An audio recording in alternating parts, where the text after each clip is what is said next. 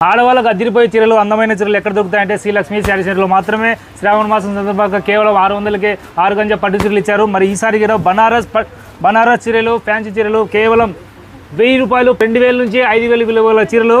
మరి చీరల గురించి అన్న చెప్తారు. అన్న ఆఫర్ చెప్తారు. నమస్తే చెల్లమ్మ, ఏం చేస్తున్నారక్క మీరు ఊరికే ఇంట్లోను? రాండి పేరు చూడండి ఎట్లా చూడు.